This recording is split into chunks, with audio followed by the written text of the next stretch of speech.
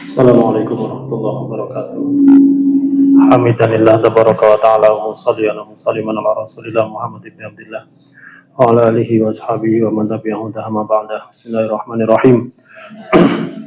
Allahumma inni a'udzubika an adilla aw dhalla aw azila aw zalla aw azlima aw udlama aw ajala aw yujala alayya. Rabbi zidni ilma wa wasi' li fi rizqi wa barik li fi ma razaqtani waj'alni mahbuban fi qulubi ibadik wa azizan fi uyunihim waj'alni wajihan fi dunya wal akhirah wa minal muqarrabin ya katsiran nawal ya hasanal fi'al ya qa'iman bila zawal ya muti'an bila misal walakal hamdu walakal minnatu walakal syarafu ala kulli hal. Sallallahu ala sayyidina Muhammad walhamdulillahi rabbil alamin. Fatihah Nabi Mustafa Muhammadin sallallahu alaihi wasallam ashabil kiram ali baidin wa mala'imatil alam sallallahu alaihi wasallam.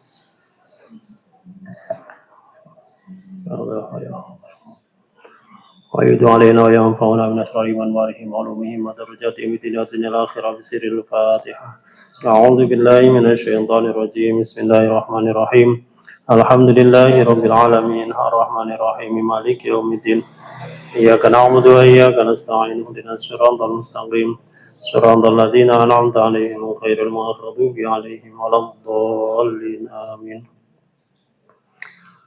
Bismillahirrahmanirrahim. Kita lajengaken wawasan kitab Al-Bidayat wa Jalatun Nihayat sak menika dugi halaman 53. Sampun pikas daya sing boten kagungan kitab nggih di ngelirik koncone. Kang aran marifat monggo istilah ulama thariqah. Saya sedikit prolog tentang thariqah. Thariqah ini jangan dimaknai sempit atau hanya sekedar makna orang yang biasanya sepuh-sepuh terus di masjid rutinan tiap Selasa, tiap Jumat, ada khususiyah, ada mursyid, ada imam khususiyah dan seterusnya dengan bacaan tertentu, jumlah tertentu yang biasanya mestinya banyak misalnya. Dari thariqah itu kalau di sini pakai isim nakiroh, tentunya bermakna umum. Ada yang muktabar yang kita kenal, ada Syadiliyah, Naksabandiyah, Syatariyah, Tijaniyah, dan banyak thariqah-thariqah yang lainnya. Rifaiyah di Pujon biasanya pakai rifaiyah, tapi tidak menjadi kewajiban, paling hanya 3 tahun sekali atau 4 tahun sekali. Ada biasanya ada tamu khusus dari Jakarta atau yang dari Saudi, ada dari Mekah atau dari Yaman. Kebetulan beliaunya imam thariqah rifaiyah. Nah, kita menghormati tamu mengikuti tradisi rifaiyah. Jarang ada di Indonesia. Di umumnya di kita Syadiliyah yang paling banyak. Bagi yang asing dengan istilah itu, saya kasih cara umum dan yang khusus. Umum thariqah itu jalan, ya, jalan meniti kita kepada mengenal Allah Subhanahu Wa Taala, Sang Pencipta kita. Jadi thariqah itu metode, bukan jalan-jalan kalian Mas Sudirman, jalan bukan ya. Ini metode atau cara mengenal Allah Subhanahu Wa Taala. Tentunya pastinya sanadnya lewat Rasulullah Muhammad SAW. Jadi hampir semua thariqah sanadnya pasti melewati Rasulullah SAW. Itu pasti sudah. Ya, jadi kenapa menjadi berbagai macam thariqah yang ada, yang kita kenal Naksabandi, Syadili? Karena memang kebetulan beliau-beliau inilah yang merujuk kepada Quran, merujuk kepada sunnah, bacaan-bacaan yang dikutip atau diambil dari hadis, dari Quran, disusun menjadi metode. Jadi tidak ada metode itu terus kemudian dinisbatkan kepada personalnya. Walaupun toh Asyadili, Imam Asyadili ya, Abu Hasan Asyadili, An-Naksabandi juga nama imamnya An-Naksabandi. Tapi bacaannya hampir semuanya merujuk pada kutipan dari hadis ataupun dari Al-Quran. Di Quran banyak doa-doa dan masing-masing imam memiliki kecenderungan, memiliki passion yang saya cocok amalkan ini, saya cocok amalkan ini, dan itu sah-sah saja selama tidak kontradiktif ya, masih sejalur atau searah. Yang tidak boleh itu ketika thariqah itu kemudian bertentangan dengan nas yang qat'i, nas yang atau syariat yang sudah jelas ada tuntunannya, ini berlawanan, itu tidak boleh, atau nabrak aturan syariat yang umum. Umpamanya kemarin ada thariqah apa namanya itu, yang kemudian para pengikutnya itu keliling muter-muter berapa kali bawa bendera, terus dengan bacaan-bacaan yang aneh-aneh. Pernah lihat ya di TV ya, pernah viral, akhirnya terus dianggap penistaan agama, terus tangkap polisi. Nah, yang seperti ini tentunya sudah maklum hal-hal yang menyimpang itu yang seperti apa. Karena makanya ada istilah muktabar itu. Muktabar itu sudah disepakati keabsahannya oleh semua ulama. Jadi thariqah itu selain yang memang ada metodologi dengan cara zikir, seperti kita lihat di Jombang umpamanya ada Zadiliyah itu banyak, tapi Jamal itu Zadiliyah, Gus Koyum ini Dewa itu Zadiliyah. Terus Terongan Naksabandiyah, ada lagi mana ini Naksabandi ini Cukir Naksabandiyah. Tapi ada beberapa pondok, beberapa ulama kita menganggap bahwa thariqah itu ya ketika kita ngajar, kalau thariqahnya pondok kayak di Langitan atau di Pujon atau di Pondok Pariposo itu kebanyakan thariqahnya thariqah deres Quran, ngaji kitab tiap hari, kalau nggak ngajar ya mengajar, apa yang ngajar ya ngaji. Jadi tidak lebih dari itu thariqahnya. Jadi tidak ada thariqah wirid yang lama terus sedikit ngajinya, itu tidak. Di wiridnya itu menjadi satu kesatuan dengan ngajinya. Enggak sampai mendominasi ngaji didik, itu enggak. Nah, biasanya yang ngaji didik karena sepuh-sepuh memang latar belakangnya bukan latar belakang yang dari pesantren, sehingga kalau ngajinya banyak-banyak mungkin malah ngantuk. Sehingga wiritannya sing akeh, apalagi wiritan yang atraktif ya. Tahu wiritan atraktif ya? Biasanya kalau oleh gede-gede buanter oleh kayak teman-teman di mana thariqahnya Rifaiyah itu juga sama. Kalau Rifaiyah itu depan belakang, apa namanya, gede-gede, apa gede-gede, mantu-mantu itu depan belakang. Kalau yang lainnya rata-rata kanan kiri. Nah, itu lihat di YouTube banyak itu, Rifaiyah, Zadiliyah, Naksabandiyah itu berbeda-beda. Yang kita bahas di sini tentunya tidak apa istilahnya sesempit itu memaknai thariqah. Kita memiliki cara, memiliki metode atau memiliki jalan yang berbeda dengan mengenal Allah, walaupun toh tidak menafikan dan tidak berlawanan dengan thariqah yang ada. Karena memang kita bukan thariqah secara harfiah sebagaimana apa istilahnya yang kita kenal dengan ada himpunannya apa namanya, Jatman ya.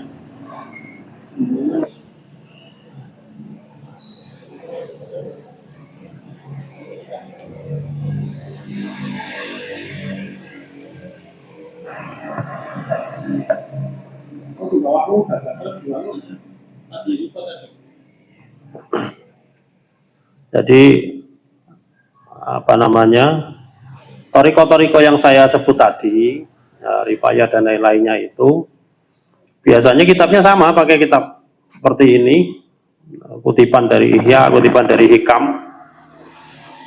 atau langsung menggunakan kitab Hikam itu sendiri sebagai rutinan tiap pekanan biasanya.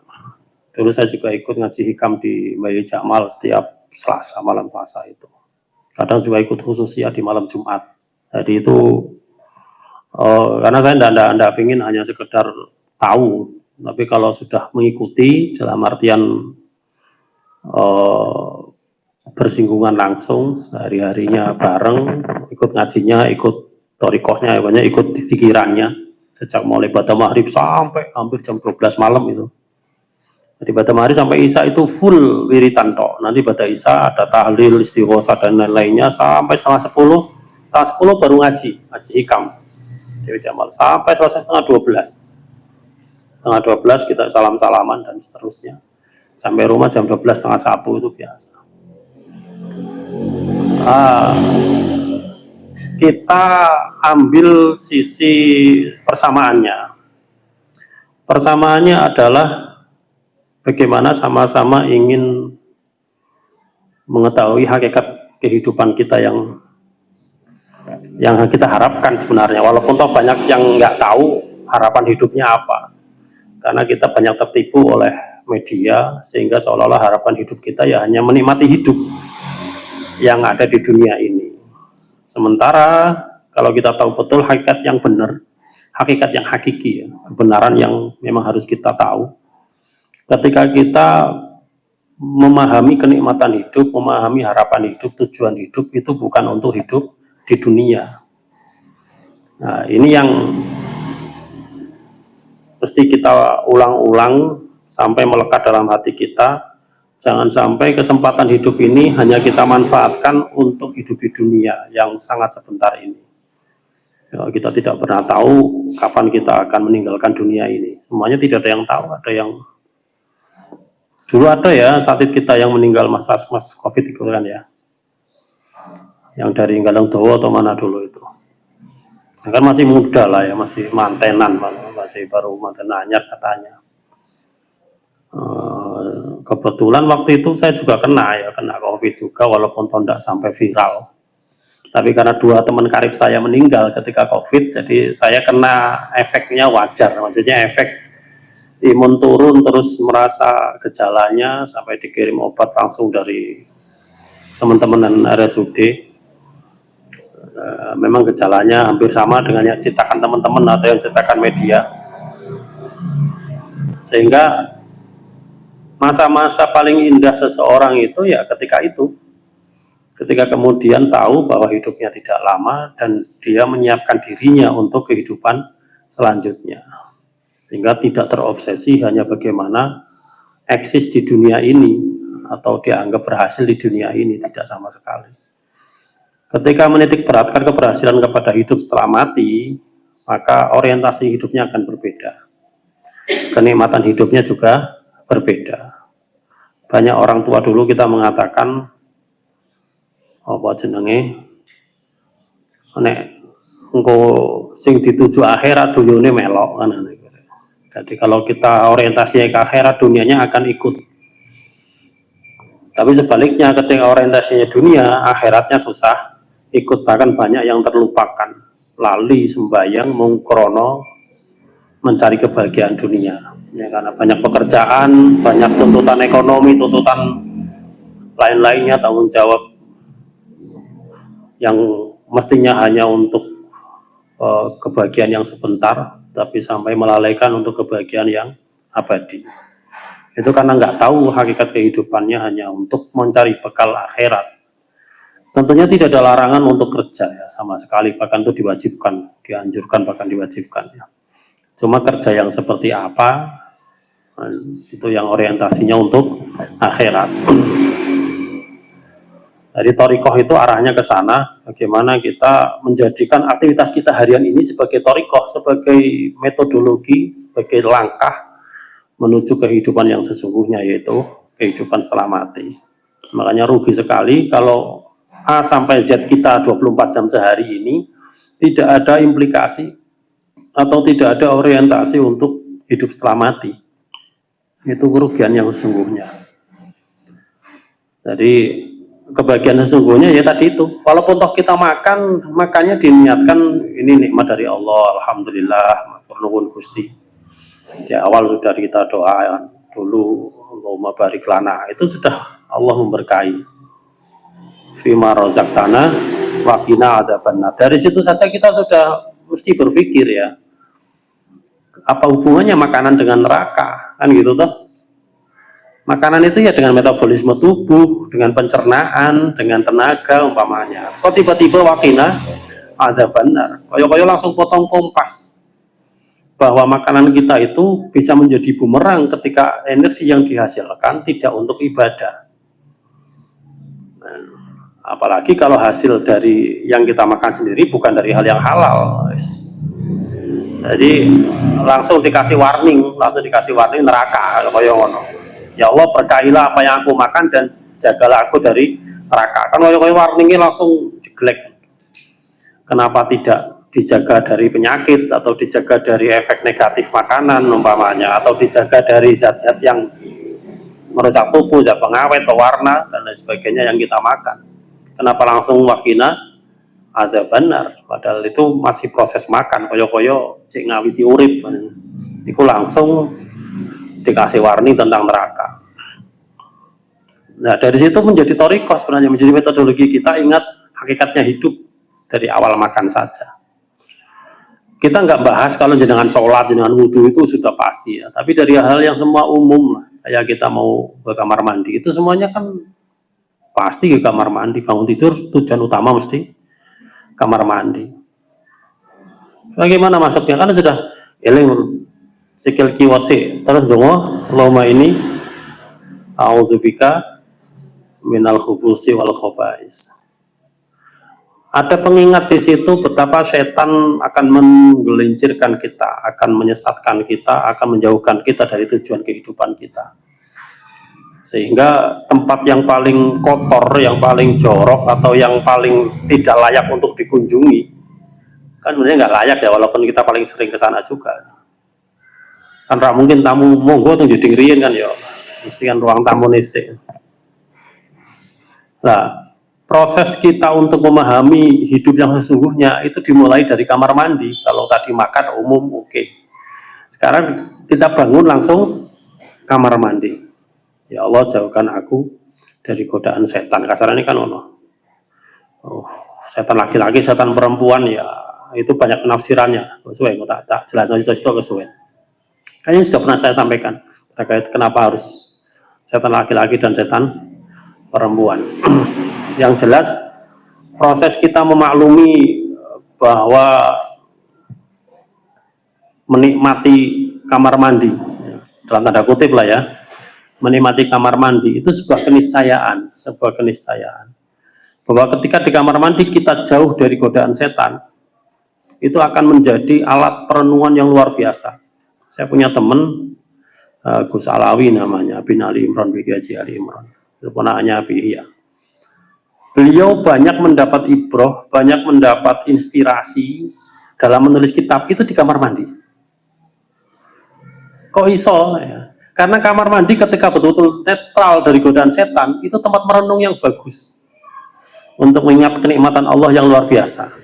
Nah, ini dari beliau ya, saya biar jenengan paham. Jenengan ketika punya uang atau punya rezeki, apa yang jenengan inginkan itu bisa jenengan beli. Yang isu-isu pengen seblak bisa, pengen pentol iso, pengen apa, sambal terasi, pengen ikan, telur, mie, semuanya jenengan bisa buat, bisa bikin. Tapi ke kamar mandi tidak bisa jenengan inginkan. Nek ora iso tenan niku. Aku serong dino ora iso metu. Lah kenapa Kak nggak bisa keluar? Padahal ketika jenengan makan jenengan bisa beli. Kamar mandi nggak bisa jenengan beli itu. Paham ya? Jadi jangan dianggap itu tidak lebih nikmat daripada makan. Itu jauh lebih nikmat dari makan. Karena makan minum jenengan bisa atur, jenengan bisa beli. Ya adalah penyakit yang bikin jenengan gak enak makan ada. Tapi enggak, ke kamar mandi itu sebuah kenikmatan yang nggak bisa dipesan. Nah, jadi koyo kebelet itu luar biasa, itu kenikmatan yang luar biasa. Karena ada orang yang sekedar nggak bisa kentut saja harus keluar jutaan ke rumah sakit. Istilung dino orang itu mau lak male awak karu-karuan. Nah, kadang itu dilupakan. Makanya perenungan di kamar mandi itu menjadikan kita dekat dengan Allah. Kalau tidak digoda setan. Ini goda setan ngelamunnya ra karu-karuan, mbok tekan dia ngelamune. Jadi kata-kata bagaimana kita digoda dijauhkan dari setan laki-laki dan setan perempuan itu adalah ketika kemudian di dalam kamar mandi kita mengingat kenikmatan Allah yang luar biasa. Jangan dianggap biasa itu. Itu harus dianggap kenikmatan yang luar biasa. Karena itu tidak bisa dipesan. Orang bisa dituku. Tidak bisa dituku. Kesempatan yang sama jenengan bisa ke kamar mandi, dan kan ada dua masalah ini. Kebelet karo ono nggone. Ini kenikmatan yang susah dibeli. Ono nggone pas ra kebelet. Pas kebelet pas gak ono nggone soro kabeh. Ketika pas jenengan ada tempat dan kebelet itu kenikmatan yang luar biasa. Pas ono nggone ora kebelet. Pas kebelet pas ora ono soro itu. Dan itu berbeda dengan makan yang kita bisa atur jadwalnya, kan gitu. Tapi itu nggak bisa kita atur jadwalnya. Makanya di jadwal Gusti Allah itu sebuah perenungan yang luar biasa, bahwa jadwal itu Gusti Allah yang menentukan. Karena ndak iso kebelet dipaksa, ora iso. Cara bisa diatur kan kita bisa ngatur jadwal. Saya jam sekian kamar mandi kan kudune ngono toh. Atau tak sebagaimana kita mandi, sebagaimana kita makan, tapi itu nggak bisa diatur. Pas ono acara, pas lagi sibuk-sibuk kebelet, waduh. Wis kadung macak, kadung ini, kadung rapi kebelet. Kan itu di luar jadwal kita toh. Cara iso nunda kan ditunda atau dipercepat lah. Mbok yo mau sadurunge subuhan, kan ngono kaya. Atau engko lah pas mulai sekolah ngono. Lah kenapa wis kadung rapi kebelet? Itu paling wegah ya. Nah, jadi itu cara Allah menasihati kita. Ikut jadwalku, itu jadwalmu. Maksudnya apa? Itu kenikmatan yang harus kita akui minallah. Harus kita akui minallah. Dan Gusti Allah sing ngersano. Jadi Gus Alawi itu beberapa kali ibroh istilahnya mengambil pelajaran dari kamar mandi tentang kehidupannya, tentang apanya, itu menjadi nilai yang sangat inspiratif bagi beliau karena murni istilahnya dari perenungan yang tidak ada gangguan. Beda dengan kita merenung di luar, itu banyak gangguan, lihat macam-macam. Kamar mandi kan pemandangannya mau ngelawang tok. Ya, tembok, sabun paling sikat gigi dan lain-lainnya. Kita tidak punya pemandangan lain di kamar mandi. Akhirnya pemandangan kita murni jernih dari pikiran kita. Makanya pikiran positif di kamar mandi itu akan luar biasa. Nah, tadinya saya juga nggak sampai, ketemu alim-alim Gus Alawi itu sejak nikah sampai khitan itu di Mekah di Abu Yazid Maliki. Jadi ibu bapaknya menikah di sana, Gus Alawi lahir di sana dan ditahnik oleh Abuya sampai dikhitan oleh Abuya, dikhitan di sana di Saifah. Jadi tentunya punya keistimewaan yang luar biasa dari kecerdasannya, keheningan hatinya, dalam artian bening sekali ya. Melihat dunia, melihat Quran, melihat yang lainnya itu, ya hafal Quran sejak kecil dan seterusnya. Itu orang-orang istimewa seperti ini yang kadang-kadang kalimatnya di luar nurul kita. Bahasan saya kan. Kok iso mikir kamar mandi itu pusat inspirasi loh, secara masuk akal dewe. Setelah beliau menyampaikan, ternyata kamar mandi itu menjadi pusat inspirasi ketika tidak digoda setan. Nah, makanya penting Allahumma inni a'udzubika minal khubus. Setelah nggak digoda setan, kita mikir apa itu penting. Pentingnya orang tidak blank, tidak kosong itu biar ketika masuk kamar mandi ada bahan. Ya tentunya nggak perlu bawa buku lah ya. Tapi ada perenungan-perenungan apa ketika kita di kamar mandi. Yang itu akan sangat bermanfaat ketika kita keluar. Ya tadi itu hakikat dari kenikmatan kebelet, kenikmatan qodhoil hajah atau buang hajat dan seterusnya. Banyak hal yang membuat kita semakin bersyukur pada Allah Subhanahu wa Ta'ala. Kita semakin mengenal Allah dari situ. Nah, ini yang harus dirubah konsep pemikirannya. Mindsetnya itu dirubah. Kita bisa mengenal Allah dari dalam kamar mandi. Kan kalau roto ngawur toh bahasanya. Tapi setelah kita cerna, saya Alawi cerita, jadi masuk akal itu. Kita mengenal Allah itu tidak mesti harus di pengimaman atau di atas sajadah. Di dalam kamar mandi pun kita akan mengenal Allah Subhanahu wa taala, dari kenikmatan itu. Nah, ini yang kadang-kadang kita terlupa dari itu, sehingga ali ora bersyukur, kemudian Allah menegur lewat sakit itu, sehingga kita tahu persis bahwa itu adalah kenikmatan yang luar biasa. Ya, nek jenengan urung iso syukur lewat jalan itu, ya silakan ngapunten ya, refreshingnya ke rumah sakit. Orang-orang yang terkena penyakit seperti itu, penyakit ternakan, kan ini sudah sampai operasi ini sampai ini hanya karena kendala pencernaan. Nah, ini yang harus betul-betul kita syukuri ketika kita keluar kamar mandi penuh dengan iman, penuh dengan kesyukuran. Alhamdulillahilladzi azhaba anil adza wa afani. Itu dengan sepenuh hati, tidak cuma retorika pelisan, dengan sepenuh hati, ya Allah matur nuwun, plong hilang penyakitnya, kan ngono. Nah, jadi jangan cuma lesan saja atau Arabnya atau Indonesia saja, tapi betul-betul dengan penghayatan yang luar biasa, hati yang penuh dengan kesyukuran. Nah, itu hal-hal yang kemudian kita anggap sepele ya, sebelum kita tahu ilmunya. Tapi setelah kita tahu ilmunya, level kamar mandi saja sebegitu luar biasanya kita bisa mengenal Allah. Ya, jadi ma'rifatullah, mengenal Allah dari level yang terendah, mensyukuri, menikmati ketika di dalam kamar mandi. Itu setiap, ngapunten ya Pak, saya lah, setiap tetesan, setiap denan itu kenikmatan. Lengkehan, setiap ngedennya itu sebuah kenikmatan. Walaupun toh ketoke jorok, tapi kalau kita ilhami betul dalam hati dan pikiran kita, itu luar biasa. Hanya kita tahu betul itu bukan keinginan kita, bukan kenikmatan yang bisa kita ciptakan. Itu murni pemberian nikmat dari Allah Subhanahu wa taala. Cuma anggap sepele itu, jadi gak usah ngeden medeni. Bahkan ada di balik itu yang lebih keren lagi, ya, lebih dahsyat lagi. Saya nggak bisa bayangkan kalau orang nggak punya kebelet. Orang-orang metu sanggon-gon, bayangkan, gak medeni. Kadang kebelet orang metu, ya Allah ya apa. Loh, ya bebek tenan.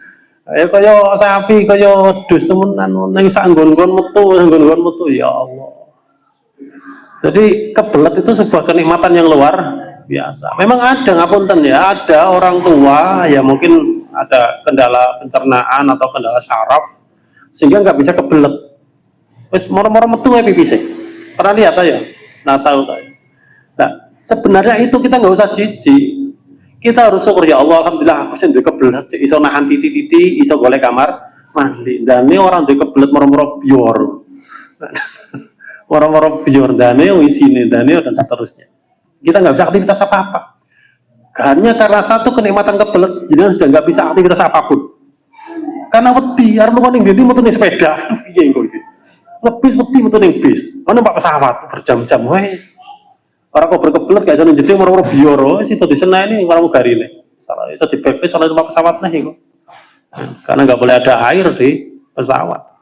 Nek banyu melabar ngono gak sida. Embune ra karo-karuan pisan. Mari mangan pete.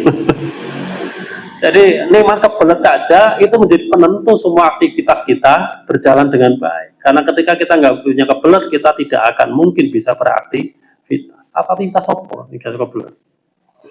Pedih terus kan? Kekhawatiran luar biasa, bisa konsentrasi. Karena melo wae wedi kok gak kebelet orang metu terus piye isine. Seminggu saja jangan punya penyakit tidak bisa kebelet. Orang-orang metu gak iso ning ndi kuwi seneng omah ae wis. Bahkan tuh turune diperlak, kasure diperlak apa jenenge? Sofane diperlak dipempes bar. Nah, jadi itu sebuah kenikmatan yang luar biasa yang kadang kita lupa untuk mensyukurinya. Nah, dari hal-hal yang semacam itulah hidup kita menjadi nikmat. Itu thoriqoh, metode kita, jalan kita mengenal Allah Subhanahu wa ta'ala. Syukuri dari kenikmatan paling sederhana, kebelet. Paham ya? Tanpa itu susah kita untuk bahagia. Masa bahagia aku tuh duit akeh sih. Bahagia harus sehat dulu. Harus apa lagi? Karena di balik sakit juga ada kebahagiaan ketika kita mengingat atau melihat orang yang sakitnya lebih parah dari kita. Oh iya, saya sakit itu sangat bersyukur ketika tahu kanan, kiri, depan, belakang yang lebih parah. Karena saya di ICCCU, ICCCIU, yang awai pekabel kan saya pernah itu awai pekabel. 3 hari di ruangan seperti itu, lihat depan, kanan, kiri mengigau, berteriak-teriak dan lain sebagainya. Alhamdulillah saya masih sadar dan menikmati bukan berarti ya. Menikmati itu ya ada sisi-sisi yang kita ini pentingnya panjenengan punya hafalan ya. Saya hanya tahatusan bini punya hafalan sehingga gabute itu cek manfaat loh. Dan kita ada umpamanya jenengan hafalan juz amma hafal. Ketika masa-masa jenengan gabut, tahu gabut ya, mau coba buku raiso meripatnya perih atau pedes atau memang tidak nyaman, apalagi posisi sakit, nggak mungkin sakit mau coba buku atau ndelok HP orang oleh nggak HP, ndelok TV orang bisa ndelok TV orang TV ini ruang ICU kan harus ndelok kok. Maka kenikmatannya adalah ketika punya hafalan yang opo, apalagi hafalan yang per waktu. Maghrib sampai Isya wiritannya ini, pada Isya baca ini, pada subuh baca ini. Akhirnya kenikmatannya di situ. Ya wis, mau iki, alhamdulillah hafal. Nah, ini ganti hafalan blank terus lapo gabute ngono iku mesti sangat menjemukan. Bosan apalagi kalau sakitnya yang memang akut, dia akan stres berteriak-teriak. Itu sekeliling saya ada beberapa yang seperti itu. Teriak-teriak luar biasa sampai kemudian sepi. Saya tanya, kok sing rame ngene kok mboten enten nggih? Nggih pun kapundhut tahun dalu. Yang kiri kok biasanya rame isu-isu ini kok mboten enten. Pun mboten enten pun sedo. Nah, itu ada kesyukuran yang luar biasa ketika kita punya hafalan. Ini penting jangan hafalan yes juz amal lah paling enggak. Syukur-syukur Yasin, Tabarok atau Waqiah. Itu apa yang menjadi apa istilahnya kebutuhan kita ketika kita nggak bisa menikmati apapun dari panca indera kita, maka kenikmatannya adalah ada di ingatan kita, di akal sehat kita. Bisa untuk hafalan. Karo nahan loro karo hafalan luar biasa. Jadi orang lorong sakit atau sakit rasanya. Tapi ada hal yang bisa meringankan atau menawarkan sakit itu ketika kita punya hafalan untuk menjadi sarana mengingat Allah Subhanahu wa taala. Nah, itu thariqah, itu juga thariqah. Itu metodologi cara kita ma'rifatullah, mengenal Gusti Allah lewat sakit, lewat kebelet, lewat makan. Nah, thariqah itu mestinya seperti itu. Sehingga tidak harus duduk manis di depan pengimaman atau di atas sajadah kita pada mengingat Allah. Nah, tapi setiap aktivitas kita itu menyebabkan kita mengingat Allah Subhanahu wa taala. Itu kebahagiaannya di situ. Paham nggih? Itu istilah ulama thariqah. Yaiku wong kang weruh Allah sebab asma lan sifat. Jadi kita tahu sifatnya Allah. Nama-nama Allah kita hafal Asmaul Husna, jenengan hafalaken tiap hari. Ya jangan di sekolahan saja, di rumah juga dibaca. Karo donga apa-apa isolillahi asmaul husna fata'u biha. Kan gitu. Bagi Allah adalah nama-nama yang baik, maka berdoalah dengan nama baik itu, dengan asmaul husna itu. Dibaca di rumah. Itu dalam kondisi berbaring, dalam kondisi lengoh-lengoh, tahu lengoh-lengoh ya? Lengoh-lengoh iki apa bahasa ini gini. Nah, laya-laya sing gak ono faedah lapo mikir apa lah udah wis walillahil asmaul husna fata'u biha. Ya Allah, ya Rahman, ya Rahim. Maksudnya itu bukan aktivitas yang jenengan harus menghadap ke kiblat di atas sajadah. Nggak mesti. Makanya kan ada apa? Ndonga atau ibadah bijunubim di atas ini ada itu di Quran atau apa. Pokoknya kita mengingat Allah itu tidak ada aturan harus di mana, bahkan di kamar mandi pun boleh. Yang penting nggak bengok-bengok oleh di kamar mandi. Nah, di kamar mandi mengingat Allah itu boleh sekali itu. Bahkan dianjurkan. Yang penting tidak dengan suara. Jadi setiap denan, setiap apa yang jenengan yakin itu nikmat, eling Gusti Allah matur nuwun Gusti, seplong tepat waktu dan tempatnya. Nah, itu kenikmatan itu. Sesuai sistem. Pas gak sibuk, pas gak ngene kok, pas kebelet, pas gone pena banyu ono. Pas kebelet, pas antri banyu entek, wah ayo. Nah, kadang-kadang Allah kita dikondisikan dalam kondisi seperti itu. Pas banyu gak ono utawa pas antri. Nah, agar bersyukur ketika pas gak ngantri, ya Allah wingi rasanya tersiksa ket ngantri sampai puluhan bayo. Pas gak ngantri ku, masya Allah, syukuri. Nah itu yang kadang kita harus mengingatnya. Makanya mengingat Allah dalam kondisi yang santai, bersyukur pada Allah dalam kondisi yang kita tidak tidak darurat. Itu Allah akan mengingat kita ketika kita dalam kondisi darurat. Apa bahasannya itu? Udzukurullah fi syida, terus yadkurullahu fi raha. Jadi ingatlah Allah dalam kondisi kebalik ya. Ingatlah Allah dalam kondisi longgarmu, dalam kondisi santaimu, maka Allah akan mengingatmu dalam kondisi daruratmu. Paham ya? Jadi kita mengingat Allah dalam kondisi kita seolah-olah dalam tanda kutip orang patai butuh, nggak patai darurat lah. Alhamdulillah orang patai utang, alhamdulillah orang patai loro, alhamdulillah tidak sedang dalam kondisi kalu, tidak dalam kondisi galau. Kita tetap wiritan, tetap nikmati Gusti Allah dalam setiap kondisi makan, minum, di kamar mandi. Matur nuwun terus yang Gusti Allah. Kalau itu kita sudah lazim, sudah membiasakan diri, sudah terbiasa habitnya memang seperti itu, maka dalam kondisi darurat Allah akan cepat-cepat mengingat kita, Allah akan cepat-cepat menolong kita, memberikan solusi pada kita. Paham ya? Jadi kadang-kadang dungo suwi men kok ora dijewe-jewe. Soalnya pas lagi ora butuh, ora tau dungo. Itu titenono itu. Ya. Kalau kita hanya doa ketika pas butuh, itu biasa suwi oleh diijabah. Tapi nek gak patek butuh, ora patek darurat dhewe ndungone wis temenan, insya Allah nanti ketika pas butuh, pas ono gampang diijabahi.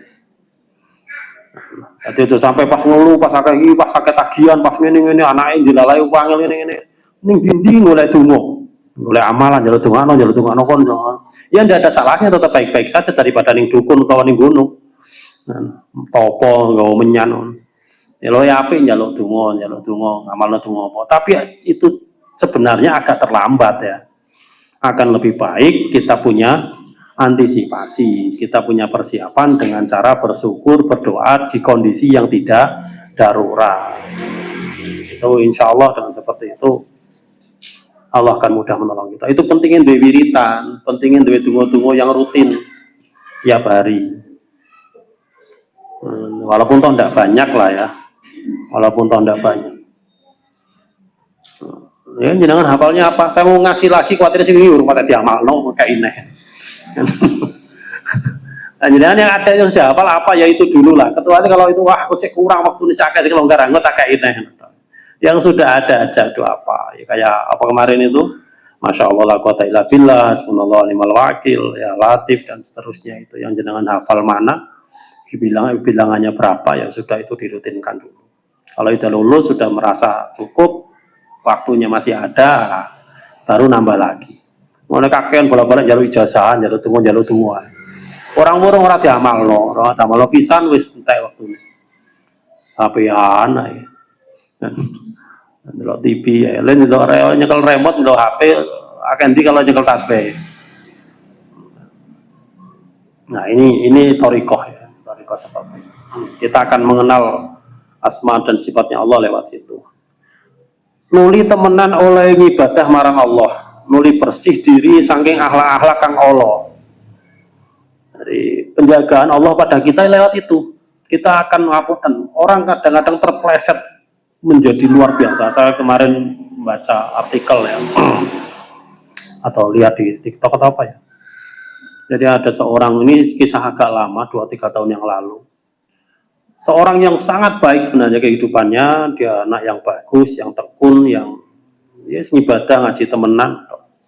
Terpleset itu. Suatu ketika pegang HP, dilalai ono arek lanang, dia anak putri ya, ono arek lanang, jenengane Islami. Jadi aplikasi apa, saya nggak paham aplikasi, mungkin Facebook atau Instagram atau apa yang orang bisa berkenalan lintas, walaupun tidak kenal sebelumnya tiba-tiba bisa kenalan. Dari situ kenalan. Padahal di pondok. Sehingga pas liburan janjian ketemuan. Nah ternyata yang laki-laki ini betapapun namanya Islamis, namanya sangat-sangat trendy ya, sangat Islamis banget lah, bagus namanya. Ternyata psikopat, tahu psikopat ya? Psikopat. Jadi begitu ketemuan langsung pikirannya negatif. gak dituruti dipateni.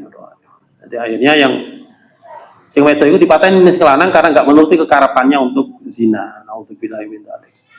Si wedok mati, karena dibunuh di hutan nih mati. Padahal itu pas liburan ning pondok, pas di pondok itu.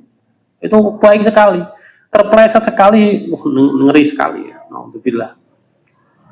Nah, jadi yang bisa kita ambil pelajaran memang apa? An-nasu bil khawatim. Manusia itu tergantung akhirnya. Makanya jangan pernah kita menganggap tenang-tenang seolah-olah kita baik-baik saja karena kita nggak pernah tahu akhir kehidupan kita. Yang harus kita lakukan adalah selalu minta perlindungan kepada Allah Subhanahu wa taala dari akhir yang buruk. Dari akhir yang buruk. Nah, kita nggak pernah tahu digoda dari sisi mana nih setan. Tapi nek Gusti Allah njogo, insya Allah akan terselamatkan dengan caranya. Kita nggak tahu Gusti Allah caranya piye nyegah kita dari kemaksiatan. Tapi kita tetap mohon pada Allah untuk dijaga. Jadi jangan merasa pede, aku ora dijogo, ora kira aku yang ngono lah.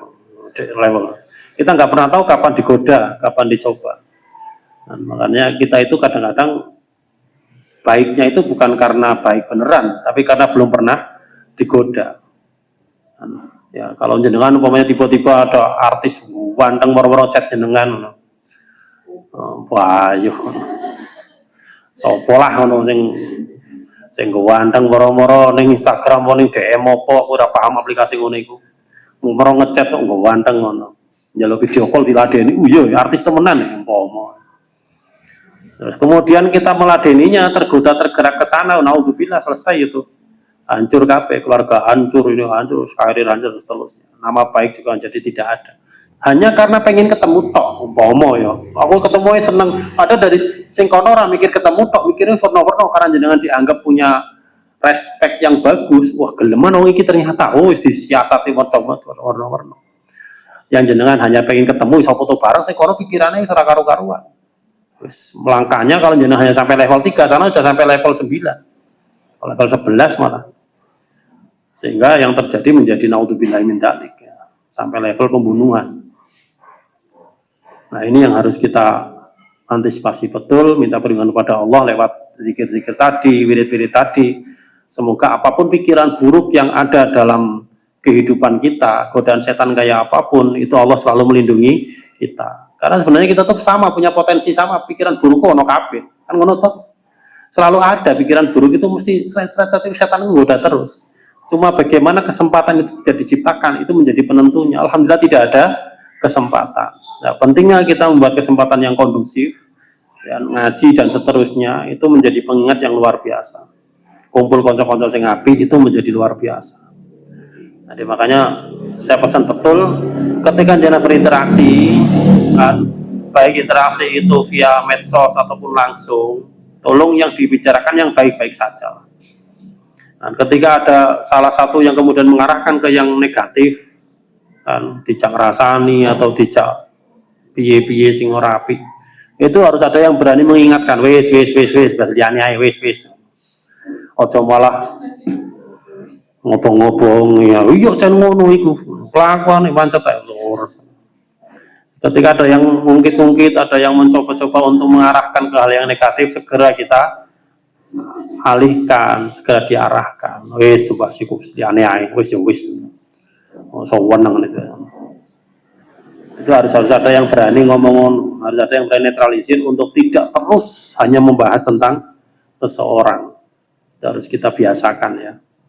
Jangan biasa membahas seseorang dari sisi negatifnya.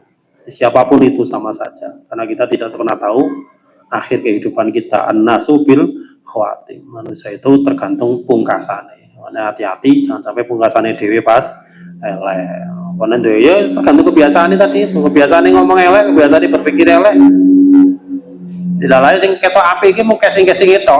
Maksudnya pas banyak orang saja, tapi pas sendiri ya elek metu kabeh. Nah, itu naudzubillahi min dzalik. Nah, hanya perlu sekali untuk mengingat Allah baik dalam kondisi banyak orang ataupun pas sendirian. Ya, sendirian dhewe ning kamar mandiku dimulai. Pas di kamar sendirian itu dimulai mikir sing apik-apik. Iki mah padha uga akhlak ijtimaiyah, ya, kebersamaan kita, akhlak kebersamaan, akhlak kolektif.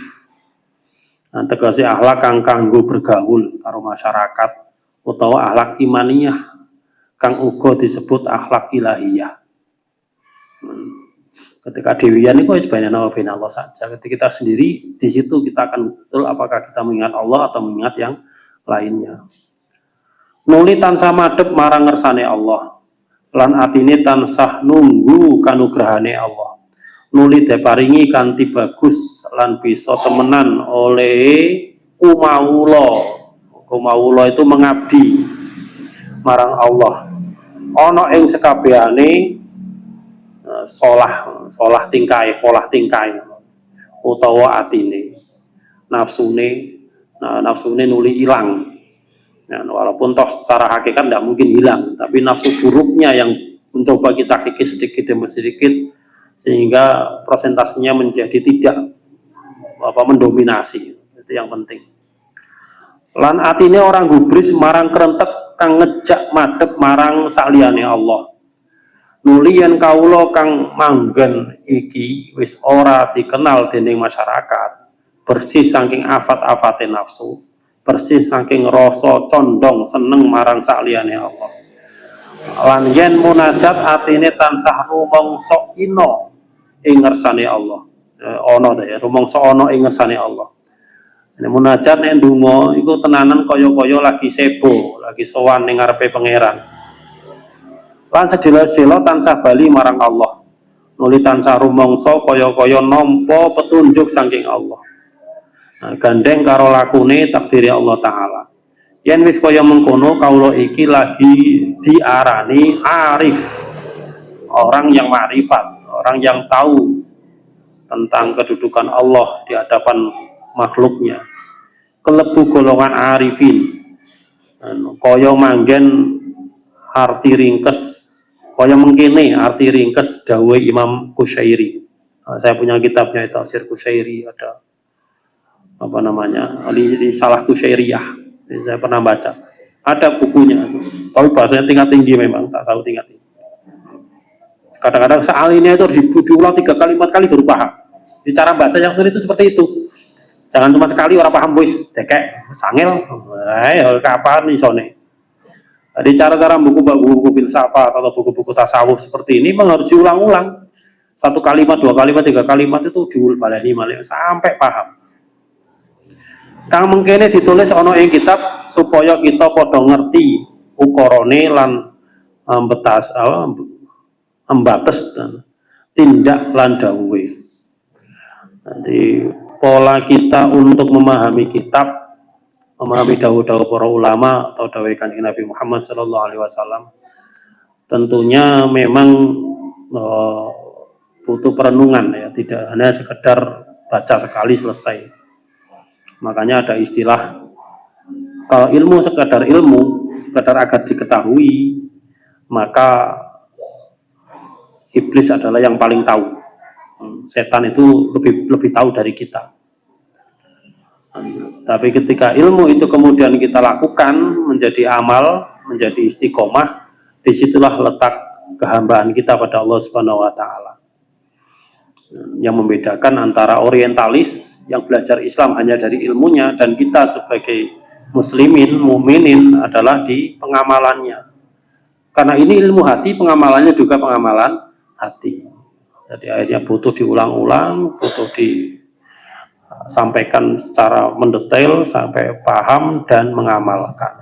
Untuk sampai mengamalkan butuh proses ya, tidak sekedar tahu, saya sudah pernah, tidak semudah itu tentunya.